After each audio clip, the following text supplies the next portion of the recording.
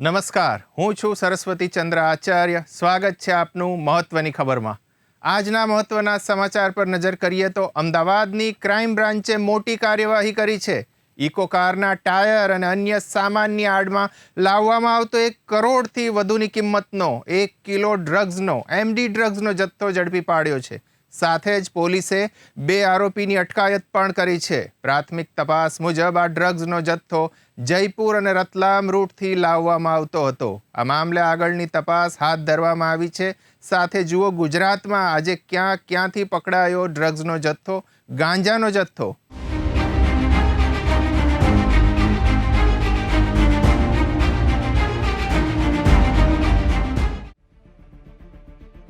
ગુજરાતમાં આજે અમદાવાદથી ડ્રગ્સનો જથ્થો અને સુરતથી મોટા પ્રમાણમાં ગાંજાનો જથ્થો ઝડપાયો છે. સુરતમાં 20 કિલો ગાંજા સાથે કિસમની ધરપકડ કરાઈ છે, જ્યારે અમદાવાદમાં વિપુલ પ્રમાણમાં ડ્રગ્સનો જથ્થો ઝડપાયો છે. અમદાવાદની ક્રાઇમ બ્રાન્ચને 1 કિલો MD ડ્રગ્સ ઝડપવામાં સફળતા મળી છે. ક્રાઇમ બ્રાન્ચે ડ્રગ્સ સાથે 2 શખ્સની ધરપકડ કરી છે. ઇકો કારમાં પરચુરણ સામાન સાથે સંતાડી ડિલિવરી કરવાના હતા, પરંતુ ડિલિવરી કરે તે પહેલા જ ક્રાઇમ બ્રાન્ચે બંને શખ્સોને ઝડપી પાડ્યા છે.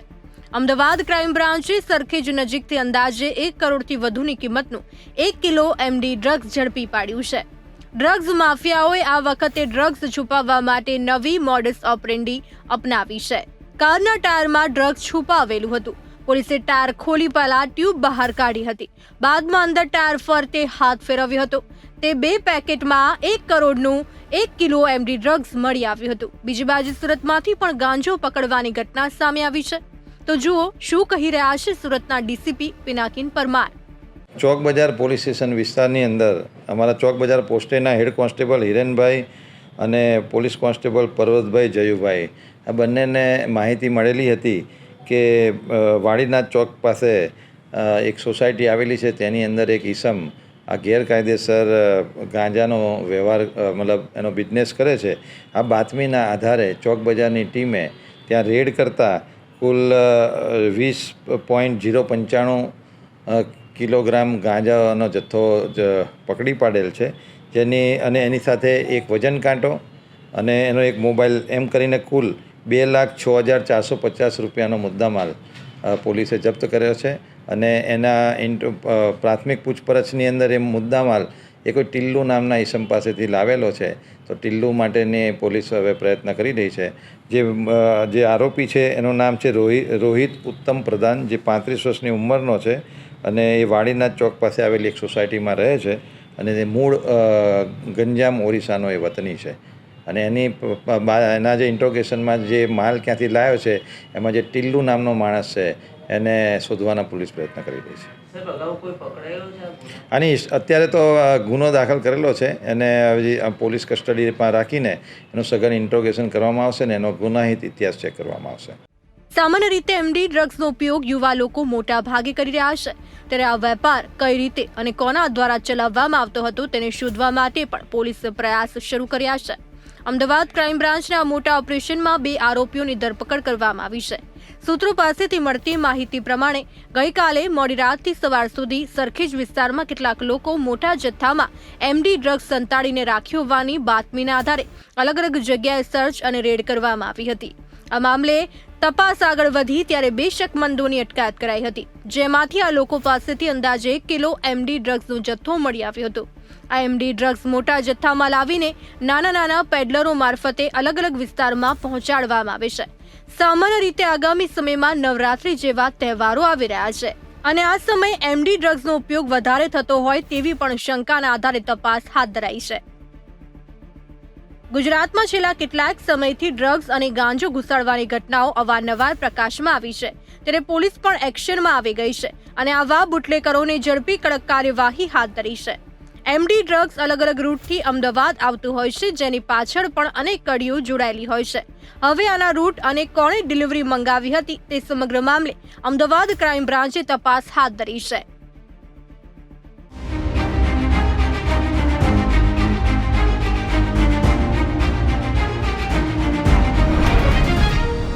મહત્વની ખબરમાં વાત કરીએ તો અમદાવાદમાં એક જ દિવસમાં રેકોર્ડ 21 શિશુના જન્મ થયા છે. અમદાવાદ શહેરમાં નરોડા હરિદર્શન ચોકડી ખાતે આવેલી અંકુર મેટર્નિટી એન્ડ ક્લિનિકમાં 26મી ઓગસ્ટના દિવસે જન્માષ્ટમીના પ્રસંગે આ અનોખો રેકોર્ડ સર્જાયો હતો. એ દિવસે 13 છોકરીઓ અને 8 છોકરાઓના જન્મ એક સાથે થયા હતા.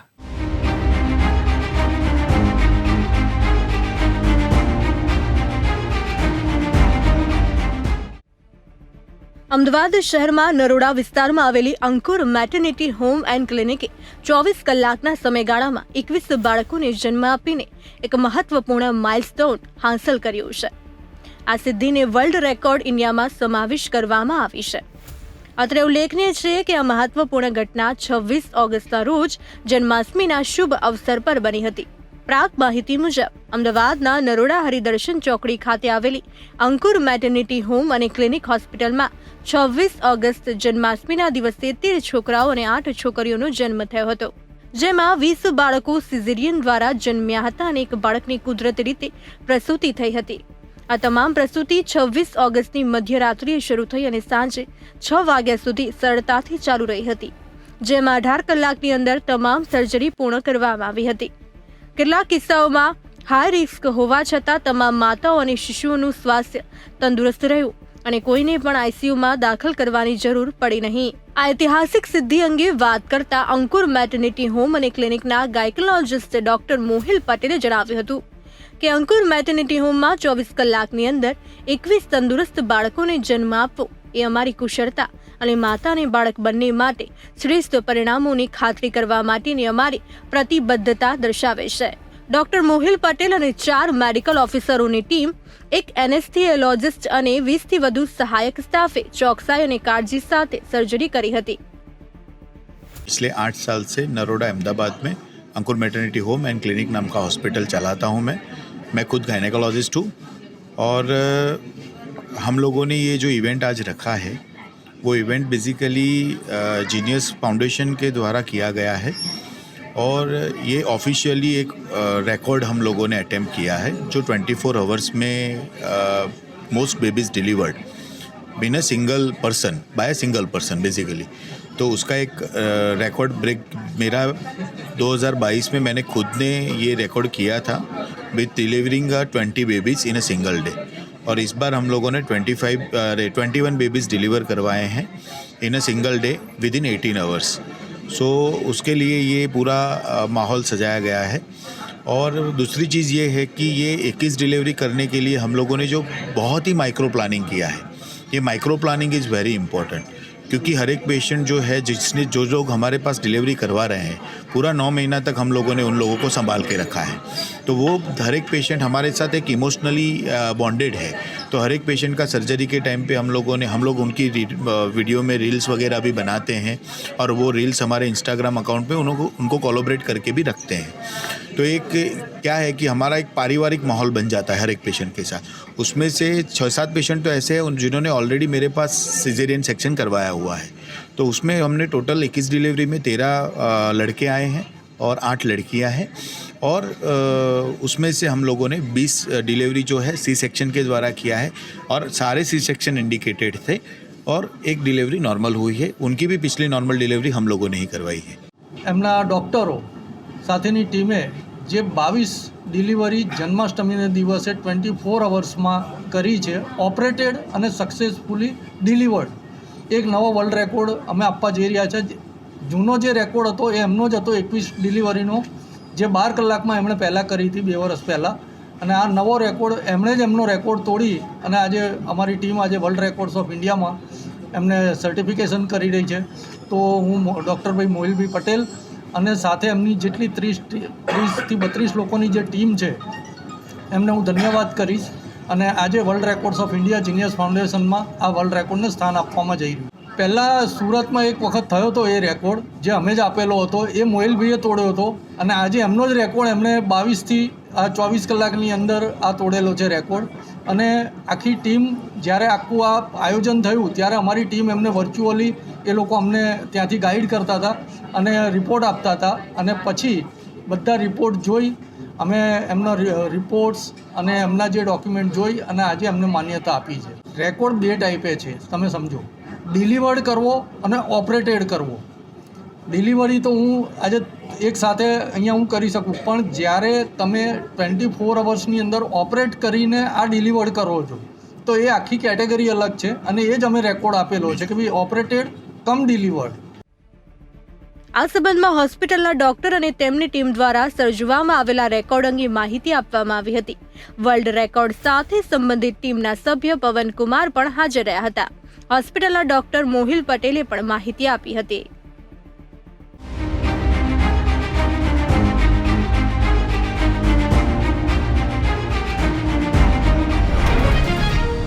શક્તિપીઠ અંબાજી ખાતે ભાદરવી મહાકુંભની આજથી રંગે ચંગે શરૂઆત થઈ છે. આજે ભાદરવા સુદ આઠમના દિવસે યાત્રાધામના સિંહ દ્વાર પાસે વિધિવત રૂપે બનાસકાંઠા જિલ્લા કલેક્ટર મિહિર પટેલ, જિલ્લા પોલીસ વડા અક્ષયરાજ મકવાણા અને વહીવટદાર કૌશિક મોદી દ્વારા મહામેળાને ખુલ્લો મૂકવામાં આવ્યો હતો. યાત્રાધામ અંબાજી ખાતે તારીખ 12 સપ્ટેમ્બરથી લઈને તારીખ 18 સપ્ટેમ્બર સુધી ભાદરવી મહામેળો યોજાવાનો છે. ત્યારે આજે વહેલી સવારે મંગળા આરતીમાં ભક્તોનો મહાસાગર અંબાજી મંદિરે દર્શન કરવા પહોંચ્યો હતો અને જગતજનની માં અંબાના દર્શન કરી ધન્ય બન્યા હતા.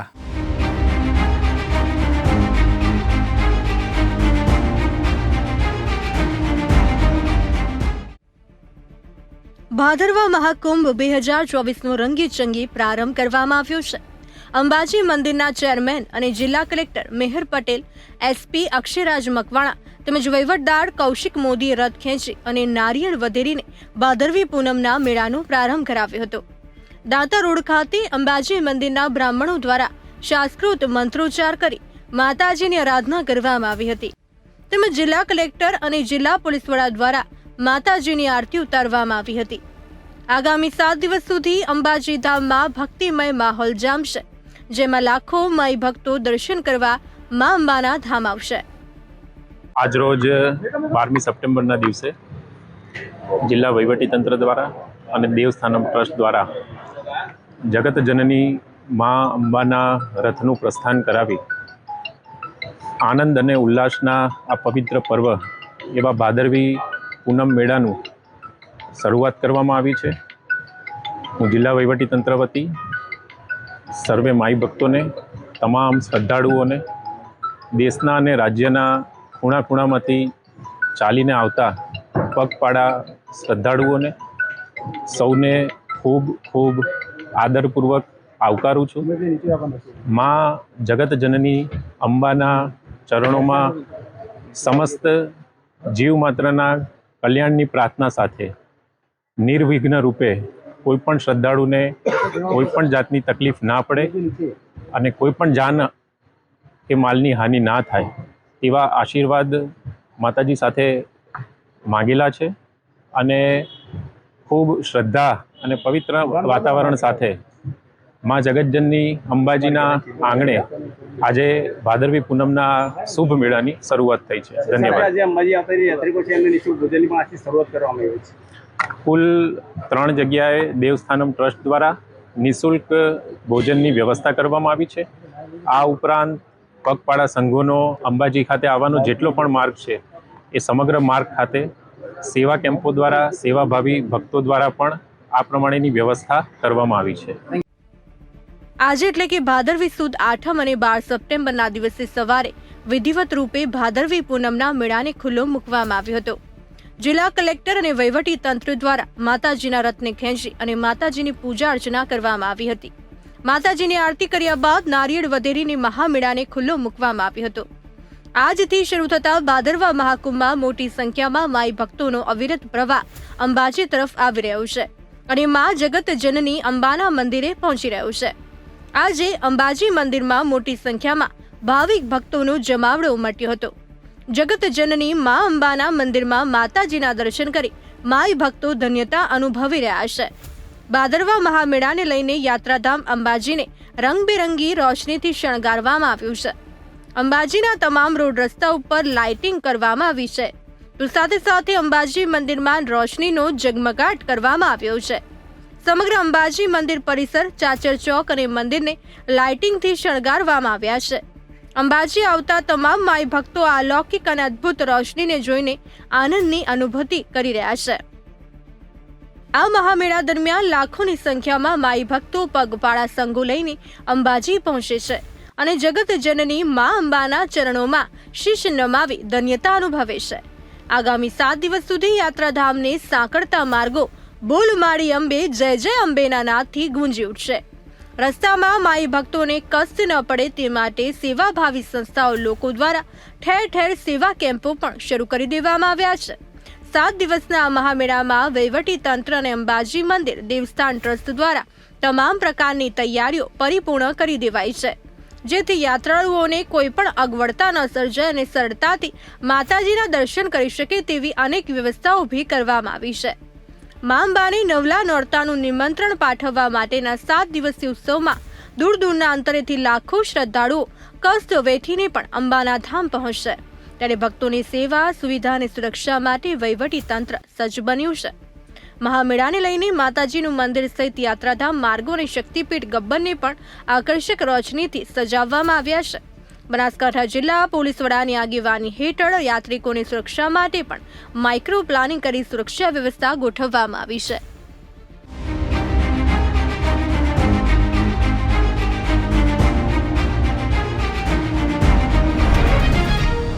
વડોદરા ઐતિહાસિક પૂરની પરિસ્થિતિ વેઠીને બહાર આવી રહ્યું છે. ત્યારે આજ રોજ રાજ્ય સરકાર દ્વારા મુખ્યમંત્રી રાહત નિધિમાંથી પૂર પીડિતો માટે મહત્વની સહાયની જાહેરાત કરી છે. આ નિર્ણય લોકોના પુનર્વસન માટે મહત્વનો સાબિત થશે એમ માનવામાં આવી રહ્યું છે. સરકાર દ્વારા લારી ધારકથી લઈને માસિક ટર્નઓવર ₹5 લાખથી વધુ હોય તેવા સુધીનાની દરકાર કરતા મોટી જાહેરાત કરી છે. જુઓ કોને કેટલી મળશે રાહત.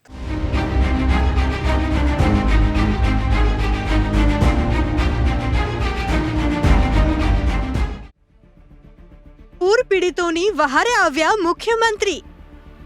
સરકારે મુખ્યમંત્રી રાહત નિધિમાંથી પૂર પીડિતો માટે સહાયની જાહેરાત કરી. અલગ અલગ કેટેગરી પ્રમાણે ચૂકવાશે ઉચ્ચક રોકડ સહાય. લારી તથા રેકડી ધારકને ઉચ્ચક ₹5,000ની રોકડ સહાય ચૂકવાશે. 40 સ્ક્વેર ફૂટ સુધીની નાની સ્થાયી કેબિન ધારકને ઉચ્ચક ₹20,000 રોકડ ચૂકવાશે. 40 સ્ક્વેર ફૂટથી મોટી કેબિન ધારકને ઉચ્ચક ₹40,000ની રોકડ સહાય. નાની અને મધ્યમ કક્ષાની પાકી દુકાન ધારકને ₹85,000ની રોકડ સહાય ચૂકવાશે. માસિક ટર્નઓવર ₹5 લાખથી વધુ હોય તેવા લોકોને 5 લાખની મર્યાદામાં આપવાની જાહેરાત. વડોદરામાં જે રીતે વરસાદી પાણી તેમજ વિશ્વામિત્રી નદીના પાણી ભરાઈ જતા લોકોનું જનજીવન અસ્તવ્યસ્ત બની ગયું હતું, જેને લઈને મુખ્યમંત્રી રાહત ફંડમાંથી આજે સરકારે મહત્વની સહાયની જાહેરાત કરી છે. આજની કેબિનેટ બેઠકમાં ચર્ચા કર્યા બાદ સરકારે જાહેરાત કરી છે, જેમાં અલગ અલગ કેટેગરી વાઇઝ સહાય આપવાની જાહેરાત કરી છે. ખાસ કરીને માસિક ટર્નઓવર ₹5 લાખથી વધુ હોય તેવી મોટી દુકાન ધારકને ₹20 લાખ સુધીની લોન પર 3 વર્ષ સુધી વ્યાજ સહાય 7% દરે ₹5 લાખની મર્યાદામાં આપવાની જાહેરાત કરવામાં આવી છે. પૂર પીડિતો માટે કેશ ડોલ્સ, ઘર વખરી સામાનની સહાય ચૂકવણી લગભગ પૂર્ણતાના આરે છે. ત્યારે સરકાર દ્વારા લોકોના હિતમાં મોટો નિર્ણય જાહેર કરવામાં આવ્યો છે, જેને કારણે પૂર પીડિતો જલ્દી બેઠા થશે અને સામાન્ય જીવનમાં પરત ફરશે તેવું મનાઈ રહ્યું છે.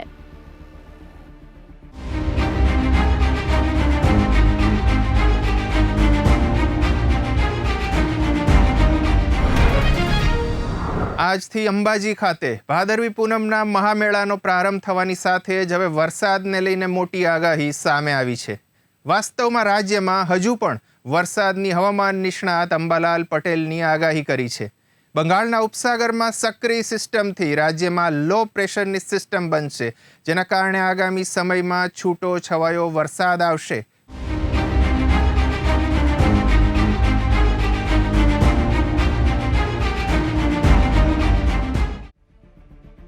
હવામાન નિષ્ણાંત અંબાલાલ પટેલની આગાહી અનુસાર આજે રાજ્યના અનેક વિસ્તારોમાં ભારે વરસાદની સંભાવના છે. અંબાલાલ પટેલની આગાહી અનુસાર સપ્ટેમ્બર મહિનામાં ભારે વરસાદી માહોલ જોવા મળશે. બંગાળના ઉપરવાસમાં સિસ્ટમ સક્રિય થતા વરસાદની આગાહી કરવામાં આવી છે. રાજ્યમાં સિસ્ટમની અસરથી અનેક વિસ્તારોમાં વરસાદની આગાહી કરવામાં આવી છે. પંચમહાલ, દાહોદ, લીમખેડા અને ગોધરામાં વરસાદની શક્યતાઓ છે. રોલ આ માસ સપ્ટેમ્બર છે કે પછી અષાઢ માસ છે તે કંઈ ખ્યાલ આવતો નથી. એક પછી એક સિસ્ટમો બની રહી છે. બંગાળ ઉપસાગર વધારે સક્રિય થઈ રહ્યો છે. બંગાળ ઉપસાગરમાં ડીપ ડિપ્રેશનો બની રહ્યા છે. આ ડીપ ડિપ્રેશનની અસરના કારણે લો પ્રેશરની અસરના કારણે પૂર્વ મધ્યપ્રદેશના ભાગોમાં ભારે વરસાદ થવાની શક્યતા રહે છે. ક્યારેક તો અતિ ભારે વરસાદથી 10 થી 12 ઇંચ જેવો વરસાદ પૂર્વ મધ્યપ્રદેશના ભાગોમાં વરસી શકે છે. આ ઉપરાંત સિસ્ટમના કારણે મધ્ય ગુજરાતના ભાગોમાં પણ વરસાદ થઈ શકે છે. કેટલાક ભાગમાં 4 ઇંચ કે તેથી વધુ વરસાદ થઈ શકવાની શક્યતા રહે છે. પંચમહાલના ભાગોમાં પણ 4 ઇંચ કે તેથી વધુ વરસાદ થવાની શક્યતા રહે છે. સાબરકાંઠાના ભાગોમાં પણ હળવા ભારે વરસાદ ઝાપટા પડવાની શક્યતા રહે છે. આ ઉપરાંત લગભગ દાંતાના બનાસકાંઠાના ભાગોમાં પણ વરસાદ થવાની શક્યતા રહે છે. અંબાજીનો હમણાં જ્યારે મા અંબાનો મેળો છે ત્યારે દાંતાના ડુંગરામાં ખેડબ્રહ્માના ભાગોમાં વરસાદી ઈડરના ભાગોમાં પણ વરસાદ થવાની શક્યતા રહે છે. એટલે ભક્તજનોએ હમણાં પગપાળા જતાં ભીજાવાની શક્યતા રહે છે. આ ઉપરાંત હમણાં વરસાદ અંગે જોઈએ તો પાટણ, સમી, હારીજ, મહેસાણા, આ ઉપરાંત વડનગર, વિસનગર અને મહેસાણા અન્ય ભાગો ઉપરાંત કડી, કલોલ, ગોટાણા, બેચરાજી આ ભાગોમાં વરસાદ થવાની શક્યતા રહે છે. અને ત્યાં વધુ અંગે જોવા જઈએ તો તારીખ 12 થી 13 થી 16માં ભિન્ન ભાગોમાં રાજ્યના વરસાદ થવાની શક્યતા રહે છે. પરંતુ સૌરાષ્ટ્રના ભિન્ન ભાગોમાં પણ 13 થી 16માં વરસાદ થવાની શક્યતા રહે છે. હળવા ભારે વરસાદી ઝાપટા સૌરાષ્ટ્રના ભાગોમાં પણ પડી શકે છે. પણ આગામી 24 કલાકમાં દક્ષિણ ગુજરાતના ભાગોમાં ભારેથી અતિ ભારે વરસાદ થવાની શક્યતા રહેશે. ત્યાર પછી બીજી એક સિસ્ટમ સક્રિય થતાં તારીખ 21, 22, 23, 24, 25માં પણ હળવા ભારે વરસાદી ઝાપટા આવવાની શક્યતા રહેશે. અને ત્યાર પછી તારીખ 27 સપ્ટેમ્બરમાંથી 5મી ઓક્ટોબર વચ્ચે ગાજવીજ સાથે વરસાદ કેટલાક ભાગમાં થવાની શક્યતા રહેશે. આ વખતે જો ભૂર પવનનું વહેલો વરસે તો વરસાદ ભિન્ન ભાગોમાં છૂટો થવાયો તો કેટલાક ભાગોમાં થવાની શક્યતા રહે છે. અને ભૂર પવન સાથે જ્યાં સુધી ચોખ્ખો ભૂર નથી વાયો ત્યાં સુધી ચોમાસાનું જોર ગણવું. 10 ઓક્ટોબરથી 12-13 ઓક્ટોબરમાં બંગાળના ઉપસાગરમાં ચક્રવાત સર્જાવાની શક્યતા રહેશે. આ વખતે લા નીનોની અસર તજજ્ઞો મારફતે ઓક્ટોબર કે તે પછીના દિવસોમાં સેવાઈ રહી છે. ત્યારે જો લા નીનોની અસર લગભગ જાન્યુઆરી માસ સુધીમાં થવાની શક્યતા રહે છે તો દેશ સહિત રાજ્યના ભાગમાં કાતિલ ઠંડીના વેગ મળવાની શક્યતા રહેશે. 3 ડિસેમ્બરથી ઠંડીનો જોર વધશે અને 22 ડિસેમ્બરથી ઉત્તરીય પર્વતીય પ્રદેશોમાં ભારે વરસાદ થશે. એટલે આ વખતે ઠંડી વહેલી વધશે અને પોષ માસ કડકડતી ઠંડીનો રહેવાની શક્યતા રહેશે. એટલે એક પછી એક બનતી સિસ્ટમો અને હવામાનમાં આવતા પલટાઓના કારણે અને જે ઓછાની પેરામીટરમાં લા નીનોની શક્યતાના કારણે આ શિયાળા ઉપર પણ તેની અસર થવાની શક્યતા રહેશે. જી. આ તરફ વડોદરા, આણંદ અને નડિયાદમાં 3 થી 4 ઇંચ વરસાદની શક્યતા છે. પંચમહાલના ભાગોમાં 4 ઇંચ જેટલો વરસાદ પડવાની શક્યતા સામે આવી છે. દાંતા અને બનાસકાંઠાના ભાગોમાં પણ વરસાદી ઝાપટા પડે તેવી શક્યતા છે. અંબાજીના ડુંગરના ભાગોમાં હળવા વરસાદી ઝાપટા પડે તેવી આગાહી કરી છે. ને બીજી તરફ પાટણ, અમદાવાદ અને ગાંધીનગરમાં પણ વરસાદની આગાહી કરવામાં આવી છે. સૌરાષ્ટ્રના અનેક ભાગોમાં કાલથી હળવા વરસાદની આગાહી વ્યક્ત કરવામાં આવી છે. દક્ષિણ ગુજરાતના ભાગોમાં ભારેથી અતિ ભારે વરસાદની શક્યતાઓ વ્યક્ત કરવામાં આવી છે. ને 22 થી 26 તારીખમાં કેટલાક ભાગોમાં ભારેથી અતિ ભારે વરસાદી ઝાપટા પડી શકે છે.